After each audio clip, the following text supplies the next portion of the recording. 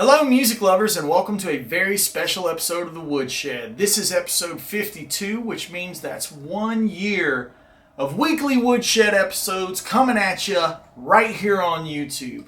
So I had an idea that would be very special for this week's anniversary episode. I wanted to pick the 5 licks that were the most important to me on my musical journey. Roll it.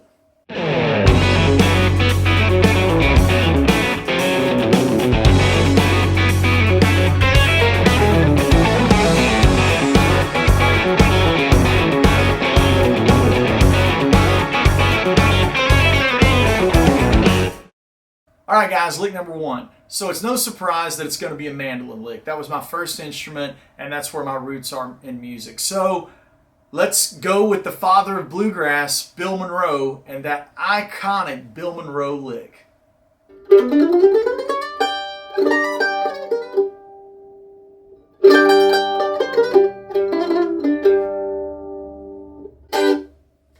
Lick number 2 was a big milestone for me because it was Brent Mason. In the solo, to pick it apart, there's several moments where he does these like double stop, alternating kind of double stop pattern, the sequence, right?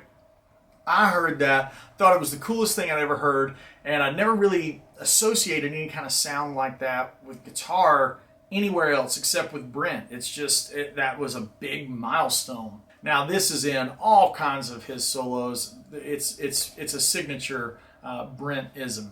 Let's take a look at this. To be noted, Brent plays with fingers and a thumb pick. So obviously learning how to kind of incorporate this technique into a flat pick and hybrid playing really was important to me in crafting and finding, my voice and pulling from my influences. So this one's Brent Mason's alternating double stops.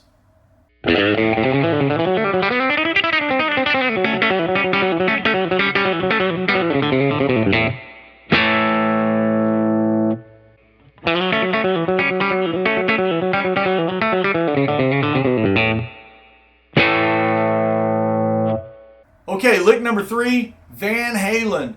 When I heard Van Halen, I was probably late to the game. I was about 17 or 18 years old, and I had the black greatest hits, had the Sammy songs, I had the David Lee Roth songs, and of course it comes out of the gate with that insane triad tapping. I mean, I just felt my face meat just peel off from my skull. It was the craziest thing I'd ever heard, and that's where my love affair with rock and roll started.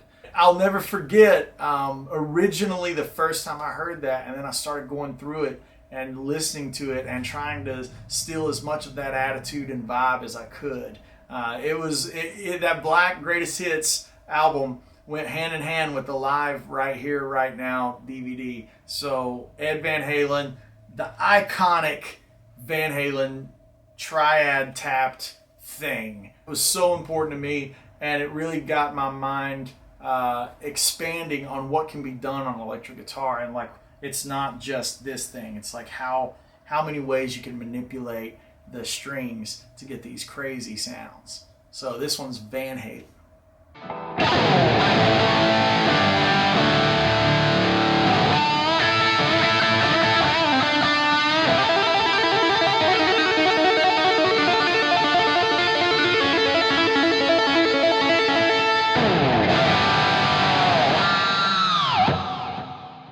Lick number 4, crosspicking. I grew up loving Bela Fleck, Tony Rice, Newgrass Revival, Sam Bush, Jerry Douglas, all that stuff. So when I would hear Bela on banjo do these like really sick rolls that are just a stream of conscious of like eighth notes or 16th notes, and it just flowed, man. He just had such a cool sound. I was trying to incorporate that into my playing, and to this day you'll hear me cross pick in things like Shred Neck or even Truth and Lie, like the way that I play the head to that tune. It's all just based on this cross picking technique that I've worked on for years and years to get right in my right hand. And it's really just the assimilation of banjo technique applied to a flat pick. Now, hand in hand with that is the mighty G run.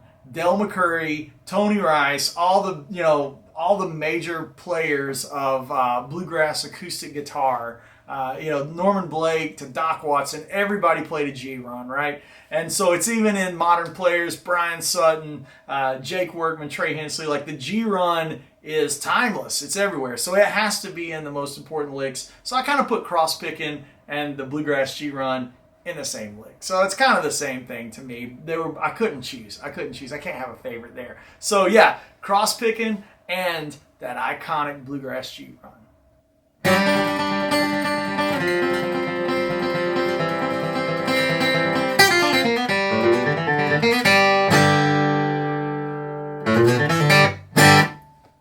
Last but certainly not least, Eric Johnson.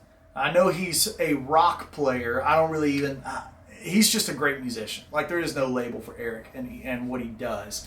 But he was a gateway drug for me into fusion. Like, I probably would have never got hip to Mike Stern or Frank Gabali or any of that, or Steve Morrison, Dixie Dregs, or Chick Corea, or any of that, if it wasn't for discovering Eric Johnson, Cliffs of Dover, Avia Musicom, and when it was that intro started, I was like, wow, this is great. This is incredible. That tone, oh my God, that sound. And then that pedal tone lick happened, and I'd never heard anything like it. In all of my discoveries and journey through music, I was at UT at the time studying a little bit of jazz. I was a jazz major there. I had this background in bluegrass. I'd never heard this pedal tone lick, anything like it in my life. So the Eric Johnson, Cliffs of Dover, like I said, last but certainly not least, it was the gateway into all the kind of music that I listen to and love to this day. So roll that one.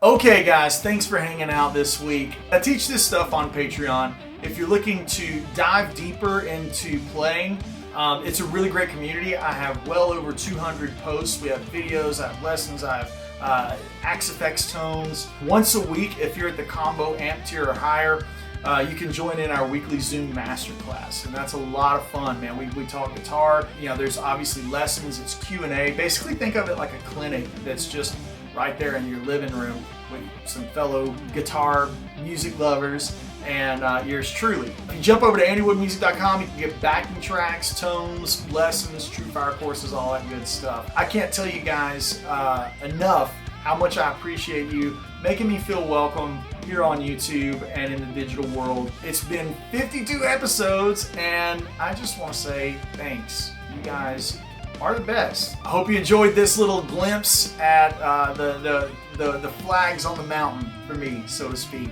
And if you want to learn any of it, jump to Patreon. So with all that said, thank you guys so much for all the support. We'll see you next week for another Woodshed episode. Cheers.